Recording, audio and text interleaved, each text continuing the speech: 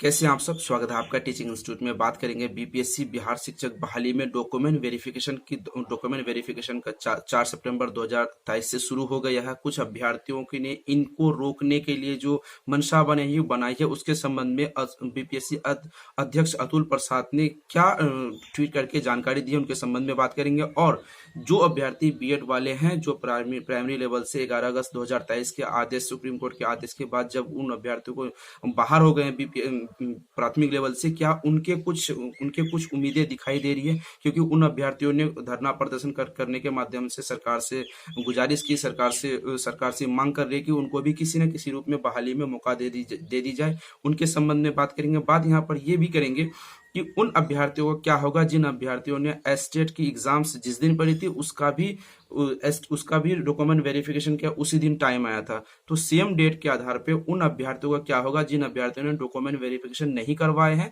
और एस्टेट की एग्जाम्स में बैठे हैं, क्या उनका दोबारा डेट मिलेगा, उसके संबंध में भी बात करेंगे। और जो बीएड वाले अभ्यर्थी उनके पास अब रास्ते क्या बचे हैं, सभी चीजों के बारे में डिटेल में बात करेंगे।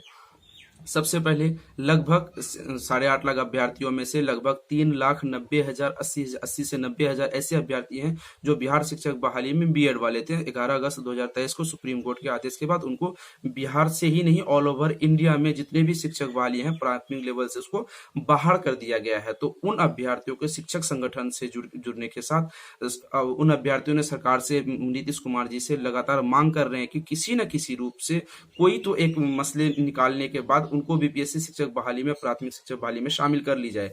तो इनके संबंध में अतुल प्रसाद जी तक इन बातों का ये बातें पहुंची। अतुल प्रसाद ने एक ट्वीट करके क्लियर रूप से कह दिया है कि बिहार के शिक्षा मंत्री, बिहार के मुख्यमंत्री ने उनको क्लियर रूप से आदेश दे दिया गया है किसी न किसी भी रूप से ये डॉक्यूमेंट वेरिफिकेशन नहीं रुकेगी और तय समय पर यानी कि नवंबर 2023 तक इनकी बहाली प्रक्रिया कंप्लीट कर ली जाएगी। ये राज्य सरकारों का मंशा, राज्य सरकारों ने बीपीएससी अध्यक्ष अतुल प्रसाद जी को क्लियर रूप से बोल दिया गया है। तो अतुल प्रसाद जी ने इसके संबंध में कहा है डॉक्यूमेंट वेरिफिकेशन रोकने के संबंध में जितने जो भी अभ्यर्थी हैं, जो भी शिक्षक संगठन है, अगर लगातार कोई भी प्रक्रिया, कोई भी चीजें करती है तो उनको उनकी मानी नहीं जाएगी। डॉक्यूमेंट वेरिफिकेशन कंप्लीट रूप से चलती रहेगी। जो तय समय है उन तय समय पर कंप्लीट रूप से डॉक्यूमेंट वेरिफिकेशन होंगे। यानी बीएड वालों को यहाँ पर कोई सुनने के लिए तैयार नहीं है।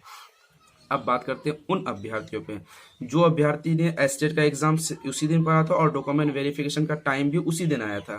तो उन अभ्यर्थियों, जो भी ऐसे कुछ अभ्यर्थी ऐसे भी हैं जिनका मैसेज आता है, जिसका व्हाट्सएप करके मैसेज पूछते हैं कि क्या उनका क्या होगा, तो कहीं ना कहीं अतुल प्रसाद जी इनके बारे में भी कोई ना कोई संज्ञान लेंगे और इनके लिए भी एक नई डेट आएगी। क्योंकि एक दो ऐसे अभ्यर्थी नहीं है जिनका एस्टेट, क्योंकि एग्जाम्स सबसे मोस्ट होते हैं, एग्जाम्स की जो डेट आती है वो 100 रूप से चेंज नहीं हो सकती है और जो डॉक्यूमेंट वेरिफिकेशन की डेट है उनको चेंज की जा सकती है। उनको हालांकि अब तक कोई डेट नहीं आई है, उनके बारे में भी कुछ ना कुछ अपडेट आएगी।